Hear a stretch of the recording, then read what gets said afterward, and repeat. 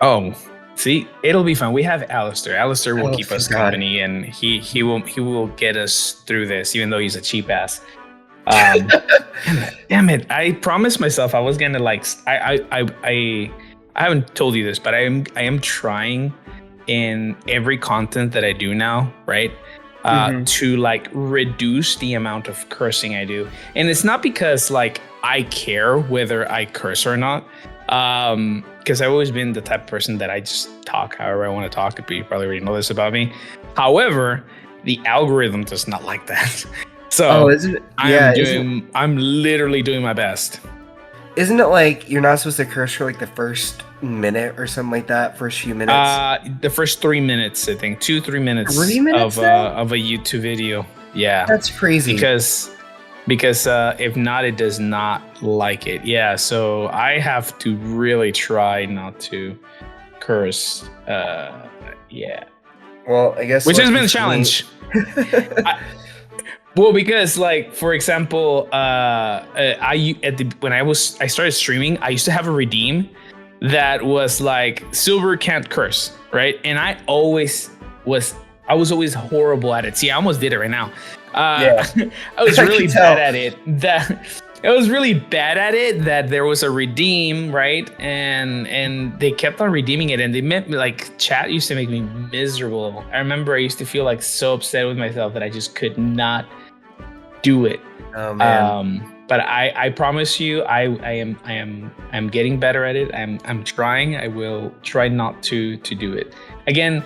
I'm not doing it because I'm worried about like insulting anybody. It's just literally the algorithm does not like cursing whatsoever. Well, so far you've done a good job. We're 2 minutes into into this, and Well, I know. I've been milking it. I'm milking it. I mean, you don't have to worry about me because I'm still flying back from the hinterlands up north that I came back from, and I come back here, and then all of a sudden I get plied by the barkeep with like this ridiculous mead to try to make me feel like I'm back here, but I don't know. Maybe there's a little something that's kind of making me feel a little bit out of it just yet. I'm warming back up to it. It's been a while, Alistair. Don't give me that look. What are you looking at? Stop. Okay. Anyway, before we get going, introduce us. What are we? Who are we? Yeah, for those that are new to the podcast. Welcome to the TVD Tavern, everybody, where we sit down and we talk about a barrage of different topics. We can talk about anime, we can talk about video games, we can talk about movies, we can talk about, I don't know, food. We can talk about whatever it may be. But we like to call it TBD, as in like to be determined, because we like to just talk about a medley of things. We find a lot of things interesting. There's a lot of stuff that's interesting in the world. So I am a co-host. My name is Ambu, and I'm joined by the ever wonderful Poppy Silver. Hi. Oh my God. How is everybody? I'm going to try not to curse Don't today. you dare. Listen. The moment you truly listen to Poppy Silver talking, you're going to get rizzed up so hard. You're not going to be able to pay attention. You're just going to like and subscribe to this channel. You're going to like what you hear. You're going to be like, damn, I haven't heard the rest of the other episodes. I need to jump back on it. I need to re-listen. You know, that's just how it's going to be the minute you hear him truly talk.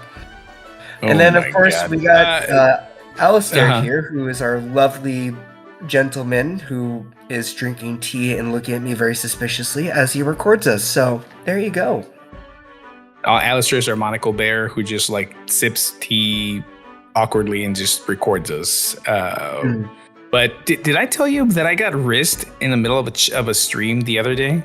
You got it. All right, share the story, because we've talked about this, but you got to share the story.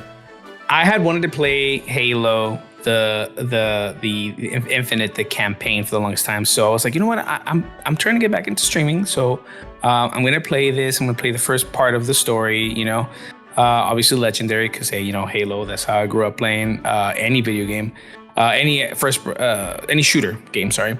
And I was getting close to finishing up to in the story where I wanted, and then I don't know where like a random person just joins chat and she follows, and then she just starts talking to me in like just Spanish, right? She just did not understand a word of English because I usually put my tag of like Spanish speaker or like from Mexico. But you know, I've never gotten anybody that's just like straight up only speaking Spanish to me. So I had to switch at some point. And Zach was there, one of the mods, and normally, you know, he helps me, you know, manage people that are in and out or like out of line. But this time he can't because he can't understand anything this girl is telling me. And this girl just starts telling me, hi, how are you? Handsome, right? And all these like compliments. And I'm all like, oh, I'm good, you know, just here struggling with this boss because I couldn't kill him, right? And then I finally eventually kill this brute boss. And what's it called? And, you know, she's all happy and excited. And I'm like, yeah. By then, I'm like, oh my God, how do I get out of this? It's getting pretty awkward. It's getting kind of cringy of how this girl's just talking to me in Spanish and just like giving me all these compliments. It got to a point that like she asked me if I wanted to be her boyfriend, and I had to tell her. I was like, she said it in a way that is like not direct. It's like a kind of like when you say it's like a slang of saying like, hey, you wanna go out, you know, but like in Spanish it's there's like different slangs of saying like, you know, do you want to date? So when she first said it, I was like, I played it off like, oh, that's not what you mean, like it's something else. And then she's like, no, you're not understanding. And then she's like more blunt, and it's like, oh, like this. And again, I play it off as like that again, that it's not what it means. And then she's like, no, fool. Like eventually it got to, it's like, no, I'm literally asking you if will you be my boyfriend. I'm like, no, like I have a girlfriend, man. Like it's cool. I was like, I have a girlfriend. Like I know, like thank you though. You know, I didn't know how to react because it was like so out of nowhere, and I was tired. I had been fighting this brute who I could not kill. I had probably died like 20 times, dude. It was savage. And this happens out of nowhere. My mind was like pudding, you know. And again, Zach couldn't even like understand anything. So it's not like Zach could like mute her or like monitor her or like tell her, hey, no, he has a girlfriend or something. But no, it's just, I was on my own. I felt so naked. I felt so. I'm not gonna say the V word, like, you know, I was, you know, like, wait, actually, I don't want to say that word because algorithm again. But anyways, I felt so, I don't know, like exposed. It was weird, man. Thank you if you are listening to this episode. Oh, you can't understand what I'm saying. So that's why I can talk trash now that I'm thinking about it. She won't be able to understand anything I say on this episode. No, in all earnest though, it is very flattering, but like I didn't know how to deal with it. It's not like I've never been in a situation like that before, prior to me dating Moose, but like the way that she caught me was just like, dude, it reminded me that Mexican girls, once they want something, they go for it. They go for it hard. I was just not used to that level. But watch her put this through like a translator so she can like read it. It's like, excuse me? Okay. No, man. That's a crazy experience though. Like straight up. I mean, I'm not saying anything that's not true. It's on stream. It's in Spanish, but whoever anybody can go back and listen to it and see that it, like how hard she went. You know. But that was fun. That was interesting. Dude, okay. You made me remember this story. I haven't thought about this story for years, but I got to share this story with you real quick. What happened? Tell me. So back in, God, I think it was like sophomore year of college, Facebook was still kind of popular, right? Like I'm not going to age myself how long ago that was. But there was this girl who I knew. I think you just did by saying that. Uh-huh. Whatever. All right. Anyway, it was like Facebook was still pretty popular, and like it was somebody that I knew who like I hadn't talked to in years, but she was like going through a rough time. And I was just like trying to ask her like, how's she doing? Like, are you okay? Just trying to like, as a friend, trying to be like, hey, are you okay? Like, are you good? Because I've been seeing all this other stuff and like that she'd been going through, and like we were catching up, and it seemed like everything was fine, right? Everything was just like on friend level. I was like, Yeah. we don't. Yeah. I'm not looking for anything beyond just like conversation of like just checking in if you're good. I believe you, man. And she I believe you. I believe you. No, I know, but it's like one of those things where it's like Sure, I'm booing. I think No, it's okay. Oh, yeah. I'm just kidding, man. Just kidding. Oh. Jesus. No, but long story short, dude, she was just like, I think before she like completely disconnected off of the internet, she's like, I'm gonna marry you one day, and you're gonna be my husband, and thank you for checking in on me. And I was just like, and then like just dropped off, and I was like, huh? What? No? Oh my god. Just like Wow. threw that out there, like right before just completely dipping, and I was like, I'm not interested, but I'm flattered, I guess. I guess it's a form of flattery, but like, what? Why would you put that on me? Yeah, That's dude, a responsibility. oh my god, I feel that right now. Yes. Oh my god. So like, I kind of feel you when it's like it's so like you don't want it to happen, and you're just like, I don't know what to say right now because I am so uncomfortable that the only thing I know how to say is just no. It's just so right. It was just so unexpected. Like you, and it's not even that you don't want it. It's just like you don't even. It never crossed my mind that out of nowhere, a rando could show up on stream and start talking to me like that, and then like ask that and.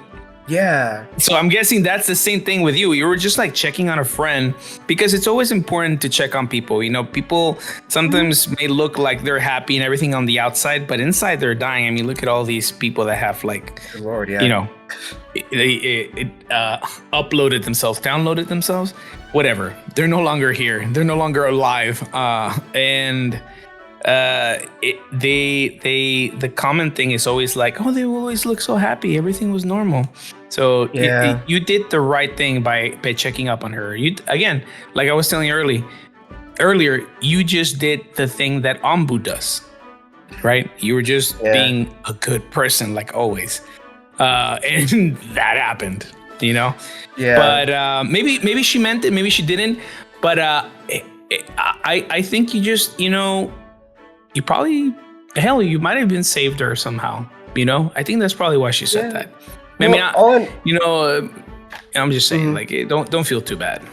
No, I don't feel bad. It was just more like it was so like it was so like off the cuff, I guess, or like out of pocket. That was just like, oh,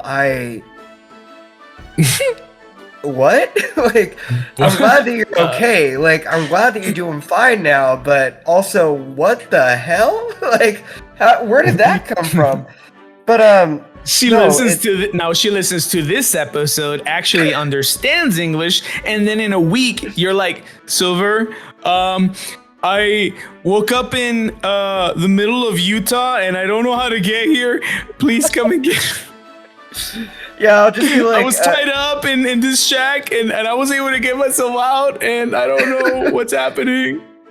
No, dude, it's just crazy when that happens, right? Because it's like, yeah, I mean, for you it was somebody completely random. For me, it was somebody I was kind of familiar with. But it's like when stuff like that happens, you're just like, that's so awkward to be put on the spot like that, and just like, you know, you're just trying to be nice, like you're just trying to like be chill. Like for you in particular, you're just trying to like chill with your chat. You're like glad that you beat this boss who's been kicking your ass, and then all of a sudden it's like, hey yo, you want to be my boyfriend? And you're like, huh? Like, excuse me? Yeah. But you know, here's the thing. Unlike Stark and Fern, at least she communicated what she was trying to get at. Versus we got two characters. Yeah, if only Stark and Fern can communicate how she communicated with me, we'd be they'd probably already be an item by this arc. God, yeah. And the story would be going completely, not completely different, but it would be definitely interesting to see them already be romantic. I think that's another one of the things that I like about how the story right now in Frieren it's going, right? It's developing in such a like a natural amazing way. Like it's not too slow. Like right now the mangaka has been able to like give us and the writers have been able to give us like the story in such a like a delicious like serving. Like it's been like a good course meal. Like they've been able to feed us the story so well. It's not like taking forever for like romantic stuff to develop. Like we'll see things here and there, you know, which is actually kind of cute and it's kind of cool. And then you're like, you get excited in a way. You're kind of giddy inside. I know we don't talk about these things outside. We're probably thinking about them inside. But you know what? I don't care. I will say them. I get excited every single time I see those little like closeness moments that they have. Those little kind of awkward, those little like romantic, those kind of like interest things, those kind of like I think I like him, I think I like her kind of things, you know. It's been lovely to see, and yeah, I've just been loving and experiencing how that sort of romance has been growing for those two. And I think it kind of ties into what Frieren as a series and what makes it so unique and remarkable is the fact that it's not focused on getting to the end of the journey. It's about the journey and about the experience. It's not afraid to ruminate on the little moments like you described, because that show could easily burn through chapters of the manga and get to like all the action scenes like most shonen or shoujo does, right? Or action anime does, especially with fantasy. But instead it decides, no, let's focus on Frieren's growth. Where like, oh, there's a lot of moments where Frieren and Fern may have a disagreement, and even though Frieren doesn't fully understand human emotion, she still tries to find ways to understand and like show that she cares, right? This show allows us to see Frieren's growth in reminiscing on her past and how that has really influenced her journey currently in the story.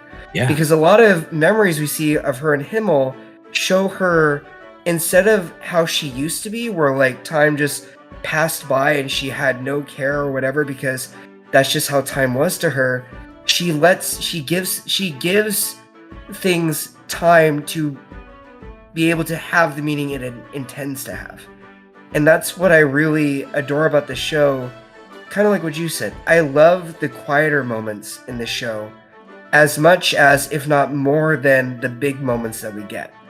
Because because it allows that balance to really focus the story to where you don't feel like it's rushed.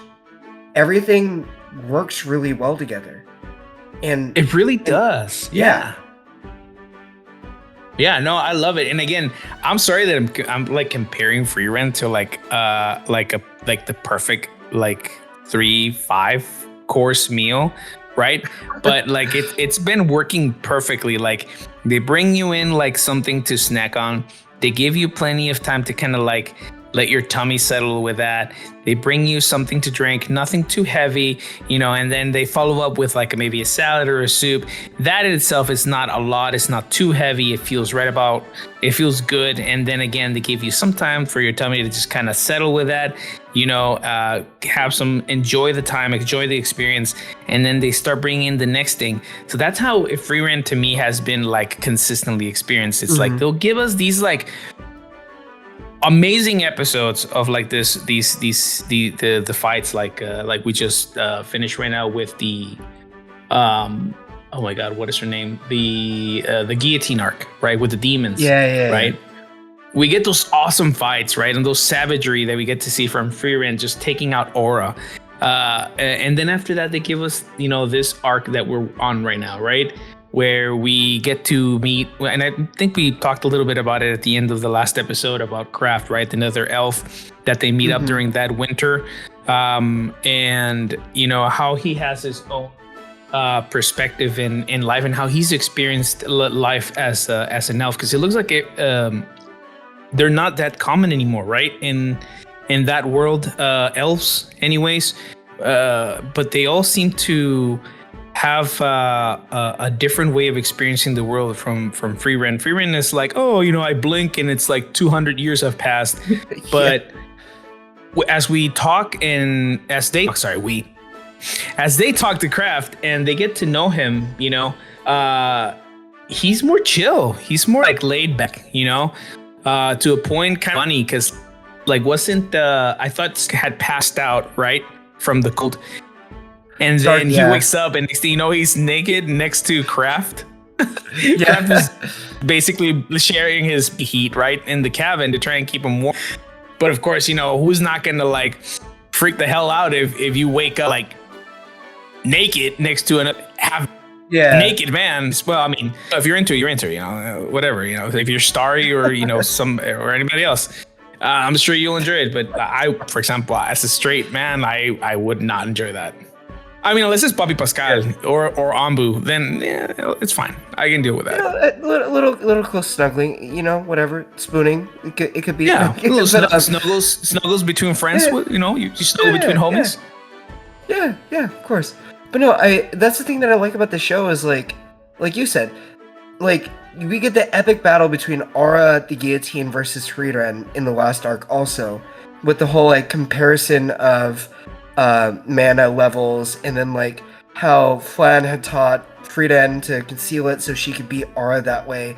And then it's like all the super serious stuff about like heavy topics about like trust and the way that nature sometimes doesn't change, and like all this discussion on like discrimination and everything else. And then all of a sudden we get a really funny moment where it's the winter, they walk up to a cabin, there's a half-naked elf doing squats to stay warm. Stark passes out from the cold and then wakes up and is in said half-naked elf's arms to get warm. And then it like allows these moments to kind of like put things together. So like imagine that being a part of the main course plate where like you've got like your nicely cooked steak, you got your nicely like made garlic mashed potatoes, and then you got this like the little bit of like, I don't know if you like cheese in it, but like a little bit of cheese that just got sprinkled onto it. And then it somehow magically delves more into like the heavier topics again, because Frieren does delve into some heavy topics. We're talking about like losing the memories of people, or the idea of what it means to be immortal to a degree, but and all this other stuff. And like, not to jump too much ahead in that arc with Kraft, but like one of my favorite tender moments is when Kraft is talking to Frieren about religion and like the comfort of somebody looking over you or to like pat your head, because for elves, they live thousands of years, on their own. And there's always the idea of like, who's going to pat my head as I get older, because those that I live with or those that I love are going to be gone before I am. And so that's what brought Kraft to like what I believe is supposed to be akin to like Christianity, of like in their world of believing in this like goddess who is overseeing everybody, because it's a comfort of like believing somebody's looking over him. So that's such a heavy topic, but it's done so beautifully to where it doesn't feel heavy. It's just like they just added the salad onto your plate and you didn't even notice it, but it worked so well with the rest of the dish. You said it, man. Exactly. Like I normally don't like greens, and then they throw in these greens in the sense of like, oh, let's talk about the goddess of creation, right? And how Kraft, even though he's an elf and, can live thousands of years, can probably prove that people have developed imaginary gods throughout the decades and centuries, right? He could probably be the one that disproves a lot of those religions that have existed throughout his existence. He still chooses to believe on something like this because it comforts him, like you just said. And going back to also to what, oh my God, what's the name of the dwarf? Eisen. Eisen. You know how Eisen chooses to believe, you know what? I also live many years, but I choose to believe that after you die, there might be a heaven, because it's comforting. And why not? Why shouldn't we have comforting thoughts? If I choose to believe that when I die, I'm going to be received by a mob of anime cat girls who are all gonna call me Silver Senpai, right? And make me always delicious foods, and I get to like watch all the anime ever in history for the rest of eternity, and be surrounded by all these anime cat girls and eat delicious food. If I choose to believe that that's how I'm gonna be received when I die, why not? Well, it's not. I'm not doing wrong to anybody. Like, Yeah. how am I hurting anybody? I'm not hurting anybody. I'm still gonna do good if there's good to be done out there in the world. I'm still gonna respect and treat Ambu with all my love and heart. That he deserves. But I'm gonna root for you to be welcomed in by a bunch of anime cat girls. Oh and God, watch all the please, anime. God, please, God, I swear. I'm sorry. Go ahead. No, but I think what I want to touch upon is like what I love about that is it talks about the idea of existential dread. It talks about like the fear of dying alone. It talks about like so many things I think, all of us have thought about at one point in our lives, right? Yeah. But like how it brings something that like religion is sometimes it's not about like necessarily the faith, but about the comfort of feeling like you're not going to die alone. And how we don't want to be alone. Human nature, oftentimes, like even those of us who are introverted and like, yeah, no, I do want to be alone. It's like, no, sometimes you do want somebody there for you to at least know that you exist. I think it just touches upon such a basic concept, but like a lot of other shows either gloss it over or like they tie it into like a character's dying moments and don't really allow it to just ruminate as like a very peaceful, tender, intimate moment. And I love that Frieren has these moments of that. That's what I love about that. Yeah, no, me too. And we get to see within the same arc, right? This new character Zane, who's also a priest, right? That kind of has lost sort of his way. He's very talented, right? He's able to cure so much with like very little effort. He's very skillful, but some tragedy happened in his life, and in guilt, combined with probably guilt, made him stay in his village and just kind of be like a drunk that dives into also gambling and stuff. And I mean, he's a mess. He's a mess. We get to see him just kind of in a way by meeting Frieren and the group and I guess travel with them. He gets to kind of like find himself again. And correct me if I'm wrong, the tragedy that I think that Sane goes through, right, is that the thing that first kind of threw him off was not having the courage to go on an adventure with his best friend, who had be more like a warrior type, right? So I think the character was good. Wait, hello? Silver? Oh boy. No! Anyway, so let me tie this in a little bit. Yeah, I think... Okay.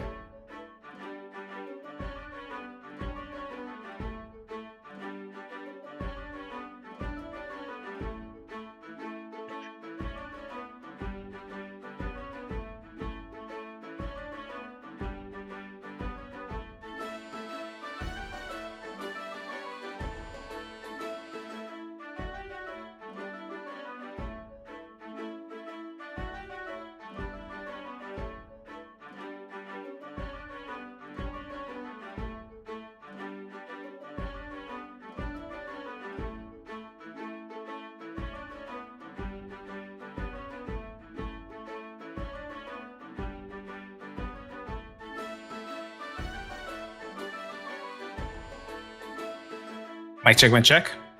All right, there we go. You're back. Yeah, sorry about that. I just hardwired my headset at this point to the XLR because these headsets are really good. They're but for some reason the Bluetooth. Oh, once in a while, like it'll just start acting up, and once it goes through that phase, like it just acts up all the time. I should have just had the foresight and hardwired them. I'm sorry.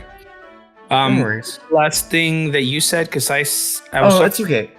Gorilla. Did you follow it up with? Yeah. So I was gonna say, like, the big thing I think is so every arc has like a simple lesson, but it's really well done. His is about learning to not live with regret, right? Because for him, he made a promise to his friend Gorilla, as we know him, that they were going to become the next heroes akin to like Himmel and the Party of Heroes. Right. Sane was going to go with him, but then he heard that his brother he overheard his brother being told by Hyder that he had a lot of potential to become like a big priest and to learn, and that he could bring him to do another to like the main holy whatever to go like learn. But he said, I have my brother here, I couldn't do that to him, to where we lost our parents. I don't want him to lose like his city or like the town that he's grown up in. So Zane does this just as like, okay, well, I owe it to my brother to stay here no matter how miserable I am, even if it means I give up my promise to Gorilla. So Gorilla goes on his journey anyway, and that's why Zane starts drinking, gambles, and everything, even though he's basically a genius, is because he lives with the regret of never following through with this promise. And so Frieren, after sorry, go ahead, keep going. No, sorry, I got ahead of you. You're good. So like, this is all changed what caused Frieren to like tell him to go was, one, he saved Stark from a poisonous bite that Sane's brother couldn't fix. Yeah. So Zane was just like, oh yeah, here you go, boop, and just like did it like it was nothing. But then also hearing him and saying that he would like, and realizing that he would regret, I believe she has a flashback to Himmel saying something about like, it's about like making sure you don't look back with regret and not doing the thing that you said you would do. And so the whole entire thing that Frieren's trying to tell Zane and everything is like, are you going to regret living knowing that you never fulfilled what you promised to your friend?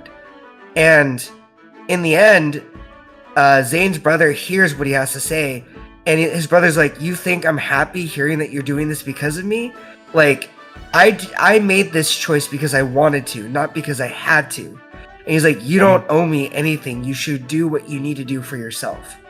And so, thanks to both Zane's brother and Frieren in the group, he finally makes the decision of, I'm tired of living my life in regret. I'm going to go find my friend, and I'm going to join him. Like, I'll join you for now, but just know that at any point in time, I'm going to leave to go find my friend. And so that's what I loved about his arc, is like, it talks about how oftentimes we do things because we feel obligated to do so, when we have to be able to look back and go, are we going to regret not making those choices, not taking those chances? And I think that's such a powerful message, because I know I've made choices that when I look back, I don't regret them now because I've learned to take the lesson that comes with it. But obviously at the time I regretted not doing what I needed to do. And I've applied those like lessons to life now, where it's like, if I make compromises, it's because I want to do it because I have somebody to care about, or it's because there's other things that are far more important, but I don't regret making those choices. Right? Right. No, it's true. It's true. What's going to be heavier? Is it going to be heavier having to have made the decision? Like, I guess you have to weigh out, right? Is what's going to be harder for me to live with? To live with the fact that I skipped out on this, or to live knowing or living with the decision I made to do this? And that is always something that I think we all struggle with, right? And like you said, right, I also don't regret any more of the decisions that at some point I was very stuck with a lot of things that I did. I could have done better, right? But of course, with time, you get an experience, you obviously, hindsight 2020, everything looks different and how you could have done things better. But I also probably much more recently have learned to live with those bad decisions, right? Because I wouldn't be here talking with my best friend Ambu, making a podcast, having a good time, playing with all these cool people that I've met. So it's all been worth it. But I get it, because like, he's a genius. He's a really good healer, and his friend, who is not a healer and is more bound to get hurt because he's a warrior type, went out there into the world on his own. And if maybe Zane would have been with him, he'd be less. He'd have probably less the probabilities of dying or getting hurt, because I still don't remember, and I don't think that they ever allude to the thought of him probably being dead or not, or if he's alive. I don't think we know. I can only hope that at some point we come back to that story and find out if Gorilla is alive or not. Well, but so far I don't know. Oh, go ahead. Actually, doesn't it hint at, was it who was it with? Because maybe I'm jumping ahead, or I'm thinking things differently. But I remember there's a statue with Gorilla in a village that they find, because a lady was tending to his statue. And it was like this lady who it was a hero that looked like Gorilla. That's what it was, because Kraft was also in the statue too, right? I remember it looked like him or it was him, but I think she knew which direction Gorilla last went to, and Zane, instead of sticking with the party, tells them he's going that way to go chase his friend. So instead of going all the way to Albrus with them, he's like, no, this is where my journey ends with you. I'm not gonna make the choice that seems on all fronts looks practical. I'm gonna do the one that I know I won't regret. And so you're right. Because he had been doing practical all this time, so now he was like, I'm gonna make that decision that I want, that selfish one, right? And the one we're all afraid to do. Yeah, and we applaud Zane for finally doing that for himself. Also, on a different tangent, because I know we were just having a really serious talk, I have to say I was so glad that he finally said what we were all thinking when he was trying to help Stark and Fern navigate their disagreement. Where he's in the bar later, goes like, those two need to get together. Like, I just appreciate that man knew exactly what we're all thinking as a viewer. Like, these two are obviously into each other. Just get together. And I just love his exasperation of like, my God, just already just do it. Yeah. It's like when you see, exactly, right? Like the stereotypical of like you see it's too obvious. Like, all right, guys. Oh wait, has there been more than 3 minutes? Yes. Yeah. Why don't you just fuck already? Just fuck already. For the love of God, do everybody a service and just fuck already. For the love of God. When you see these two characters always just kind of like on each other, fighting consistently, and you can clearly see the sexual tension and like the attraction is all there, but they just kind of don't want to admit it, and instead they just decide to take a chew at each other rather than chewing in a different way, if you know what I mean. Oh my God. But yeah, you're right. You can appreciate little things like that. That's what I'm telling you. Like the way that they've been able to write these characters and how just those little comments, like again, going back to the analogy of the food, right? Like you never thought that those beans would work great with that rice and that burrito, but man, did it slay. Yeah. And the next thing you know, it's like I can't imagine not having that burrito without those beans, because normally I don't like. I know I'm Mexican and I'm supposed to like beans, and I do like beans, but I don't like kidney beans. I really do not like kidney beans. I cannot stress how much I do not like beans. However, I feel like if it was given to me, what? No, keep going. Keep going. Oh. No, you tell me what I'm telling you is what. So what you're telling me is the kidney beans I just sent to you through the mail. You're not gonna like them. Okay, got it. Well, this is awkward. If it's from you, so no, but this kind of transition. I was gonna say next. But if it's given to me in a good way, the way that Frieren has been delivering things to me, then I will enjoy it, right? So because you are it's coming from you, I'm gonna eat every single one of those kidney beans, and I'm gonna enjoy every single bit of it, dude, because it came from my friend Ambu. So oh my god, well, man, don't even worry. I didn't send you any, so you don't it's have probably to just a stress can about it at all. not kosher kosher kid. Where do kosher kidney? Never mind. I'm not. That's a whole different tangent. But where did we go with this? We were just talking about the fact that like the little moments, like Zayn finally exasperatingly saying that those two need to get together, and then you took it to a whole other level. A whole like, you ramped the dial up from 11 to like 15 right there, and I was like, oh. Look, okay. The algorithm at this point cannot crucify us, so I said, let's just run with it. So I cranked it up. I went back to default silver. You're welcome, people. You're welcome. But like, you're right though. I do like that this show can again like have these serious, in-depth like discussions on regret and being okay to be selfish, because I do think I've had an issue, not as much lately, but like back in the day, of being selfish for myself and doing things for myself. And I like that it could touch upon that. I can't even picture that, dude. You guys don't even know. Like, Ambu isn't this wholesome in stream or like in these podcast episodes, right? Ambu is literally wholesome 24/7. I don't even know how he does it. I think I mess around with you all the time about it. I'm like, can you stop this wholesome shit for a second, please? But he can't. It's like literally how he's wired. So I cannot even imagine what a selfish Ambu looks like. I don't even understand what that would. I can't summon the thought of how the fuck that would even look like or sound like, dude. It sounds foreign to me.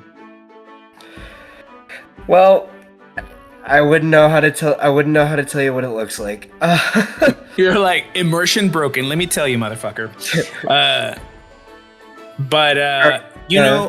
was gonna say, do you want to end it here so that next episode we can actually talk about or tackle the mage exam arc, which you just finished watching and you really enjoyed it from what it sounds like to me. I mean, I watched the second and third exam.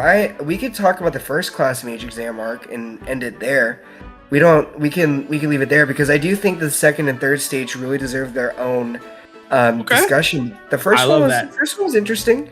We get introduced to a whole bunch of new characters. I believe, what was it? The reason why they had to do the first class mage exam is because that's the only that they needed one to be able to go up to the northern lands, right? To the lands where yes. So they need to get the permission to be able. They need to get like this special like mage class license, and they can only get it by taking the first mage class exam. So you would apparently Frieren has it. She has like the old one that like is no longer valid, right? Yeah. But now she has to take it again. And really quickly though, I'm sorry, I apologize for this another tangent. This unlocked a whole new level of degeneracy for me. Nope. And my fellow Americans, I think we all know where this is going. Okay. Oh, no. For those of you Twitter dwellers like myself. Oh no. What are you getting at? What are you getting at? The first stage of the first class mage exam introduced us to this like I've said this publicly many times and I still stand by it, and it's one of the reasons why I love Moose and am very attracted to my girl, is I love yandere women. Because I can appreciate a woman that could literally end me if I step out of alignment. There's just something hot and attractive about that. I'm sorry, I'm not gonna apologize. That's just the truth. There's just something sexy, powerful, and amazing about a woman that could literally, that you know she has the capability of ending your life if she wanted to. Okay? She can be the sweetest, most amazing person, right? If you're good to her, but if you step on a line, she will murder you. There's just something hot about that. Okay? Now, I'm not a submissive person. That's just not, I'm not submissive and breedable. That's not who I am. However, for yanderes, I am extremely submissive and breedable. The character Ubel, right? Or Uberu. Oh my god. That is introduced, right? This girl who apparently is a troublemaker, who had taken the test before, as we're getting into meeting all these characters, and they introduce her, right? They said that she took the test but was disqualified because she killed one of the proctors from the exam.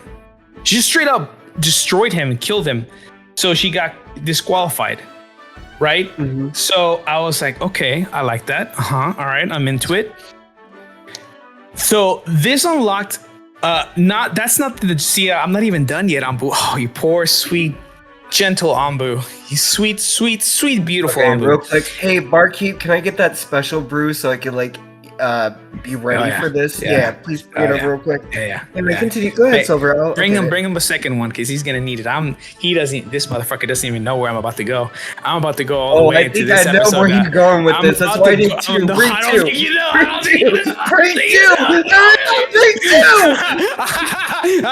two. Guys, I now have a fetish for armpits. There, I said it. It's out there in the world. Ubel. Even the yandere thing was already like a thing that was just like so attractive to me. But these freaking artists, man, these anime artists, and it's even in the manga too. But these artists just have this weird angle of how she's slaying and destroying and killing, right? That it unlocked something in me that is now like, I don't know how to put this feral creature back in, guys. It's out. I apologize, world. I'm sorry for what this has unlocked and what it might do to the future of our children. But yeah, I never understood these weird like foot fetishes and stuff like that. And no, I'm not hating on them. I just don't understand them.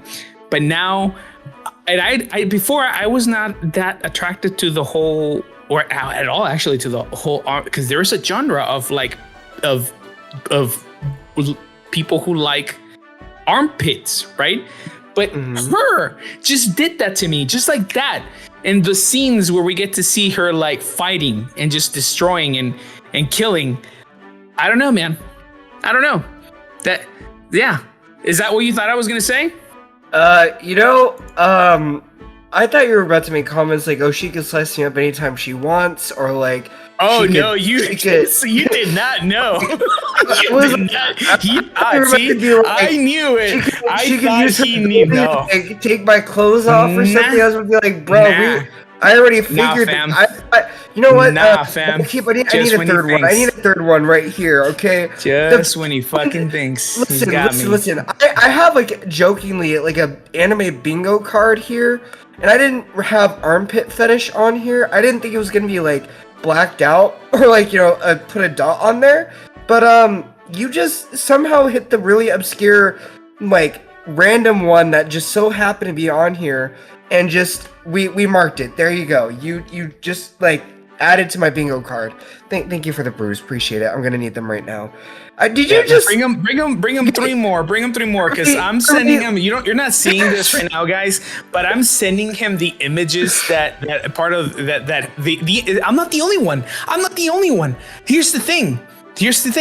It's trending on Twitter. It's trending. Literally search Ubel. Search, and you will find this same pose. Right? You all know. I know you guys listening to this episode right now and listening to Spart. You all are nodding. You're like, yeah, Silver. You're right. You're right. You're You know absolutely what? right, my Okay, friend. I'm gonna just type it in as Ubo armpit. Let's see. There's a famous. They literally for one of the episodes they just like tagged it, and they said what frame specifically. Oh dear Yeah. lord! Everybody is like draw. Oh my god! Oh my god! Yeah.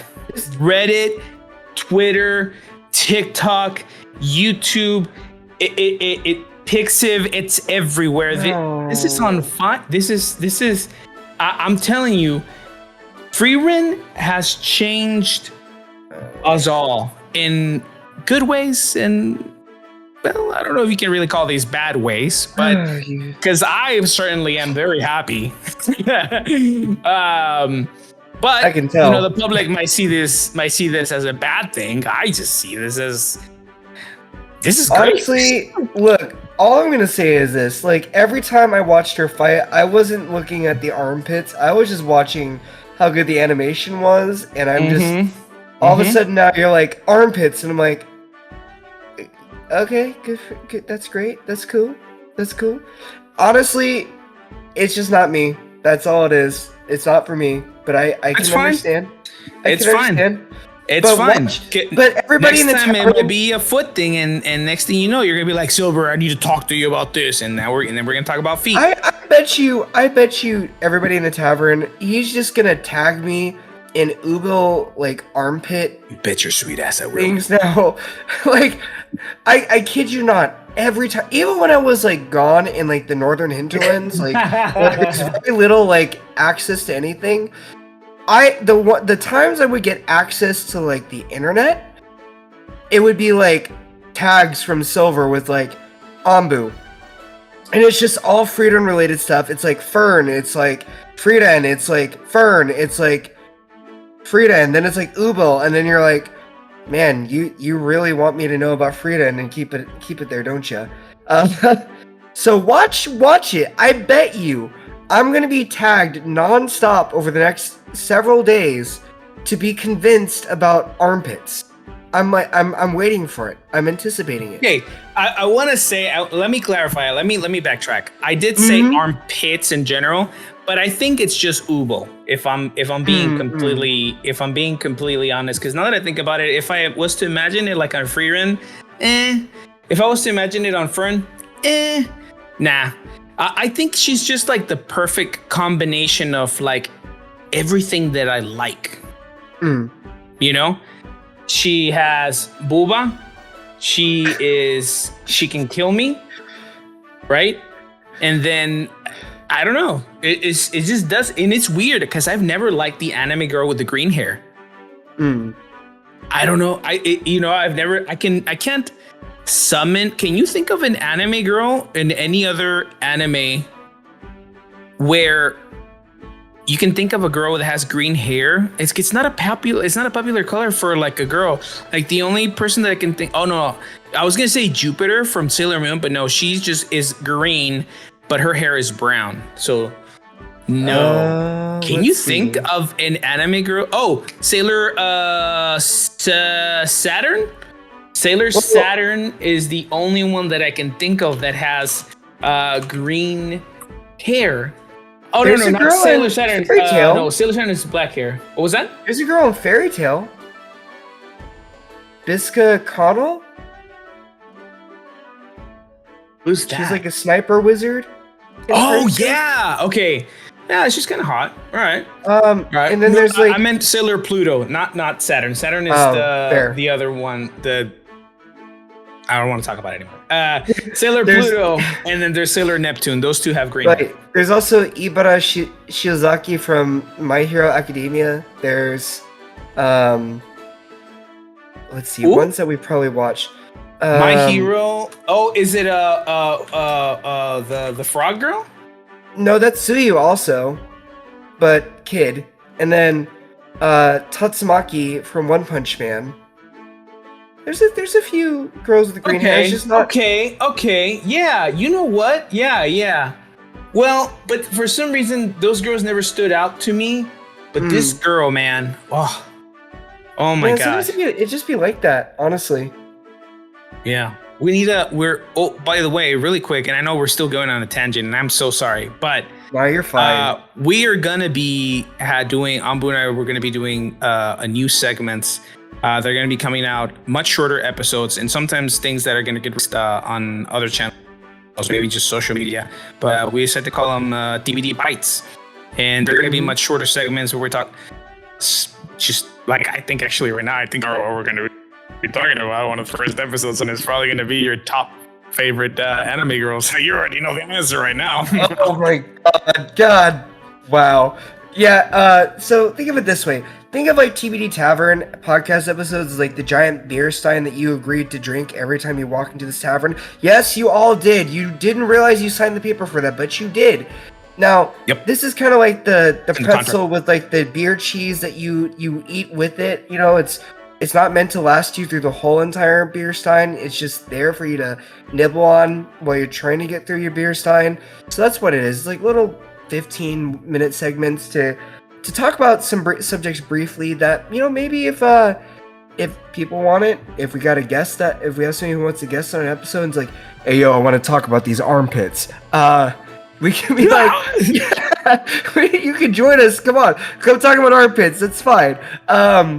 That's what we can do. It's just kind of like a little bit of like an in-between in case if, you know, Poppy Silver over here is too busy looking at Ubel's armpits, or if you know, I'm too busy trying to catch up on anime to be ready to talk about. Yeah, so it's DVD bites. Keep it simple, keep it short, keep it sweet.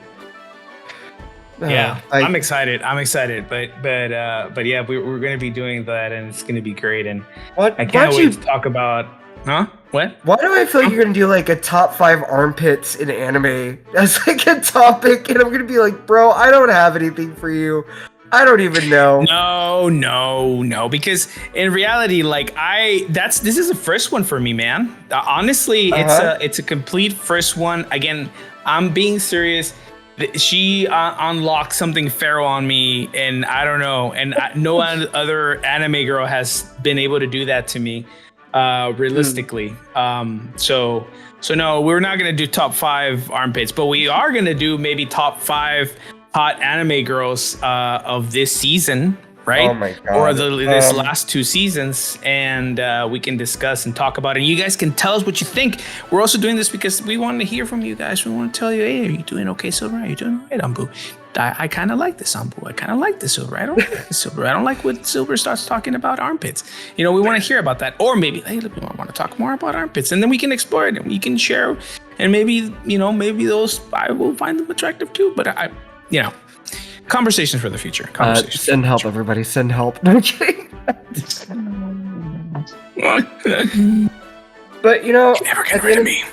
But here's the thing, though. Ubel, aside from this armpit discussion we've had for, I don't even know, whatever. 10 minutes. She's also, like, honestly, we're going to dabble into this in, like, the later final episode for Frieren. But she is a badass. Like, everything that she does, she comes off as just, like, wants to slice everything up, you know, the perfect yandere formula. But, like, she's a very interesting character. Even her murder of a proctor is really interesting because it ties into her ability that becomes a big factor in one of the later exam stages. Yeah, but let's backtrack. I'm sorry, I derailed this too much. Let's talk about the rest of the mages that joined the first stage of the exam. So like we've got Lawin and Kane. Kane, is that how you say her name? Let's go with yes. So they're part of Frieren's team because Fern and Frieren are both taking the exam. But Frieren, I think, Fern gets stuck with Ubel and Land, who's Clone Boy. And Frieren is with Lowin and Kane. Then you also have Weirabel, Sharf, and Ere, who work together. And then the other 3 that you get introduced are to Denkin, who's like this old Imperial mage. Richter, who's like doesn't look like a middle-aged man, but apparently is a middle-aged man whose magic deals with like the ground. And then you have Laufin in their team, who like is just like a badass with a spear. And so there's other teams, of course, but they're not really introduced. These are the four main teams that are introduced. And the objective is simple: you work in a team of 3 to catch this tiny little bird. You have like 2 days to do so. and it's in a magical bubble barrier to where they can't escape, so you can catch them. And to summarize it briefly, Frieren and her team Frieren's making them slow down to actually like take their time to analyze the situation, because Frieren's very much like a you need to like listen, pay attention to things, take stock of every detail, and then make a plan of attack. Then you got like Yubo and Land who are like, no, we're just gonna do it. Like we're just gonna catch him, or they get lucky or whatever. And then you've got like Rearbel, Sharf, and Ere, where Rearbel's like, we're not gonna catch him. We're gonna let somebody else catch it for us, and then we're gonna steal it from them. Catch and what, then, by the way, Ambu? I don't think we mentioned what is the bird called though? I don't remember the name of the bird. I don't remember the name of the Striegel? bird, but Is it Stiegel? Is it like, hold on. So while Ambu's looking for the name, just to backtrack, the reason that they ended up split up in teams, Fern and Frieren, is because in the exam, they I guess they challenged them to be in these little groups of three with other mages, to essentially catch this bird that is like some sort of like legendary bird that they have within this dome. Yeah. What's it called? Or what did you say? So it's a bird called a steel, and the thing that the exam is trying to get them to learn is to like, I mean, honestly, it's a bird that's very sensitive to mana. So the closer you get to it with your mana, it's gonna run off, and it flies off like super fast. You can't just simply catch it. It just like jets out really quickly and very like violently too. Yeah. So they have to be very careful how they approach it and how they're gonna capture it. Yeah. Yeah. So like Lowen and I'm forgetting the name right now. Lowen and the other girl, Kane, try to catch it with their ice and water movement or wind movement. Magics. And and then they freeze it, but the bird's like, huh, you better like, good luck, and just like breaks it apart and speeds up. Yeah. Yeah. And so like so that's when they come up with the plan to like basically put mana in every body of water except for one to push the steels towards them. And then because Frieren is able to conceal her mana, she like conceals it so much to where the steel will land on her, and then they can catch it with magic. So yeah, and that also like forces the other groups to panic and everything, except for like Denkin's group. And then I think Ubel and Lan and Fern's group, they just got lucky that they got one. But essentially, other groups get killed because there's other creatures that like also tune into the mana and will hurt the mages who like try flying or aren't paying attention and are freaking out. And so it's like this test of like being aware of your surroundings, adapting, and like learning how to control your mana. And it's crazy.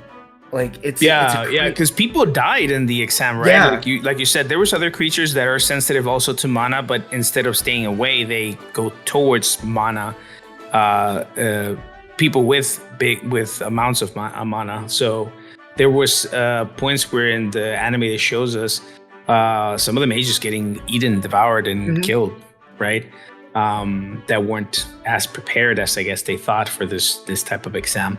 But yeah, Frieren, Lowen, and Kane are able to catch one of the birds, which then opens up. You know, you would think that the other mages would try to get their own bird, but instead some of the groups decide to go and steal the bird, which is much easier technically. If they don't have the tool set to be able to catch the bird, at least they have the tool set to, well, steal it, right? Which I think is how Denkin, Richter, and Lofen end up lining up against Frieren, right? Because Lofen, who is kind of like she reminds me of, you know who? Tenten from Naruto, because I can see that. She not just the buns, but like she seems to be like somewhat like of a fight, hand-to-hand kind of weapons specialist, kind of like how 1010 was, right? So, but Lawfen's able to get it, take it away from Frieren because she's able to camouflage herself, right? And she's able to just kind of like take it away and run off with it, and then Richter is able to separate Lewin and Kane from Frieren and engage them because he thinks he can take them on because they're two little girls, so he doesn't think much of them. And Duncan thinks because he's like this old, very wise man that he could probably have like a foot against Frieren, to his surprise. And as we saw in the previous arcs from the Aura of the Guillotine arc, that didn't go too well for that demon girl. Yeah. So Duncan kind of just finds that out the hard way, that he's probably not going to be able to fight Frieren and beat her, right? Because they end up getting separated by is it Duncan who changes the playing field where he elevates the two girls and Richter up high, and then or does he separate himself from with Frieren by doing that? I forget. I think he separates. I think Richter breaks the ground up, and then Duncan lifts it up. So that way it's a 1v1 for him, and then right. Yep. I think. Yep. And then and then unfortunately he underestimates Laughin and the two girls to where they're Kane. Yeah. To where they Laughin also helps him out, I think, right? Helped her out. I think she sticks with Richter. I think at the end, after like they beat them, she helps him out. Or am I thinking? No, you're right. Because he gets overconfident, because if he separates them from the water, they'll be weaker to fight him. Eventually, they're able to get water on them because Kane is a water mage, and Lewin essentially is an ice mage, but feeds from her water too. So that's why they kind of make the perfect team. Well, and then also Frieren breaks the magic barrier too. So that way all the rain comes in, so that way Kane can do her trick. Because that's where the test is happening, by the way, really quickly. They are where the test is happening. They're protected by a dome, so that they are focused in that area where the exam's going to be happening. And the proctors are kind of observing also from like a distance, and they're not too worried that they think that the dome's not going to break. But of course, I guess they didn't contemplate that Frieren was going to be there, and she fucking shatters that thing by finding the weak point in it. Yep, and then eventually they're able to win and get their bird back, because Frieren knows Lawfen's like technique, her like instant teleportation technique. And so I think they just Duncan's group does succeed because a bird lands on Lawfen, I think, to where they were able to capture it anyway, or something like that. Because it was like all of a sudden it was like all that work for nothing because Duncan has to carry Richter and Lawfen after like they lose. And then they get the bird. Had they only been patient, they would have gotten it already, right? Yeah. And then the one thing that we shouldn't gloss over before we go, because this is your girl right now. Yubel versus Werebel's fight is ridiculous. Because the thing with Yubel is, she's like, if I have to kill, I'll do it, no questions asked. And Werebel is like this like major military strategist of like an army because of his past. And she like basically figures out the tiniest little details to break through his technique, which is like Sonagril, I think is what it is. So hot. Where like he basically, if he keeps his eye on her, he keeps her constrained to where he could kill her. But she's like, you're not going to kill me. Why can't you kill me? You should have done it already. And like basically he gives like his life story. And we find out that this is key to Yubel's magic abilities, which we'll find out in like second stage later. But like basically she survives Werebel, and because Sharf, who's like one of his like teammates, who's fighting Land, who we find out has an ability to make clones. Land beats him because Sharf is fighting a clone of Land's, and then thinks he defeats him, but then Land gets him in the back or something like that. And it's a good battle. It's ridiculous, but it's so well done. And I think Fern just takes out Ere or something like that, to where she takes her out like nothing. Yeah, because Ere, comparing it to Fern is nothing, right? And because Eri came super like arrogant and like she thought she was gonna be able to take out Fern, and they have this like one-on-one, and it just doesn't last long. I think that was the quickest match out of that lineup of Ubel versus Werble and Land versus Sharf.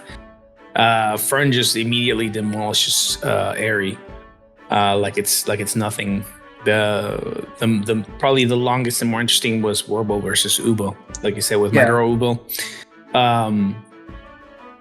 Because Land can also cause hallucinations, right? Because didn't he make also Sharf hallucinate? That part I don't remember, because I thought it was Sharf that was like using his flowers that was meant to like create hallucinations, but they can also turn into steel, right? Yeah. Because like his ability is with like flowers, to where like he can use them to turn them into steel and use it. Oh no, he just produces a field of flowers and then turns them into steel. So no, it might have been Land being able to do that with his ability. You might be right.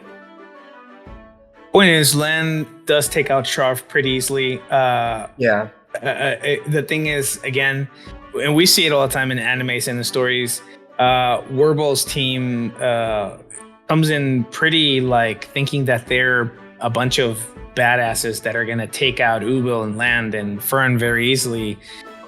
And they fuck around, they found out. The good old saying, guys, you fuck around, you find out, right? And they found out. They get wrecked. But same thing with Denkin's team, right? They also end up finding that a bird just kind of stumbles around them, right? And it so happens that Werble had this like binding ability. That is how he kind of gets the hand over Ubel, uses it to bind the bird, and he catches it so easily. Remember, he just kind of grabs the bird with the binding spell, and the bird just kind of like plops, and they're like, oh, well, that was easy. We probably should have not have risked our lives trying to fight these people, because they could have been killed, right? Like Fern would have probably killed Werble without any issues. Sharf was already taken out by Land. Granted, had Werble taken out Ubel, between Land and Fern, they would have still been able to take out Werble just fine. It wouldn't have been an issue. Because at the end, Werble was able to had to still. They were so hurt that Werble had to carry Sharf and Eri by floating, which is now a meme, by the way. It's now a meme how Werble.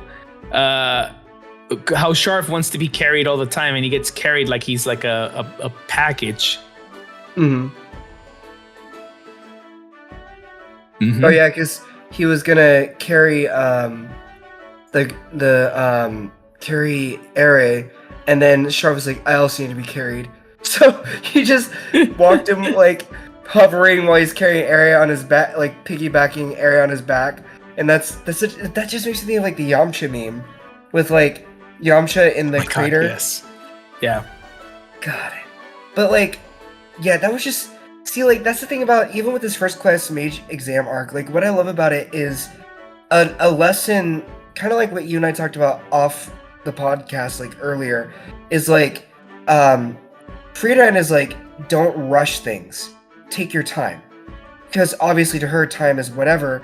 But also, I think that is a good lesson to take, because I think sounds counterintuitive for most things in life, because you think like if you want to finish something quickly, you just have to move quickly. But like what Frieren teaches is like you can move quickly by not doing anything right away and observing what's around you. Because that's going to be a lot of time like doing that, but by taking the time to analyze everything, you can move really fast because you know what to do. and this plays such a huge part in later on in the series with like the second stage that like it's really cool to see this applied in the first stage. And so it's just really good. I don't know what else I could really add to it. There's not really, I don't think there's much more symbolism in like the first exam, other than just like this is where we get to see how the world exists beyond Frieren in terms of mages and magic and everything. Because up until this point, the only person we'd really seen using magic is Fern and Frieren. But now we're seeing how other people use it, how they apply it, and how different there's like different subclasses and everything. So exactly.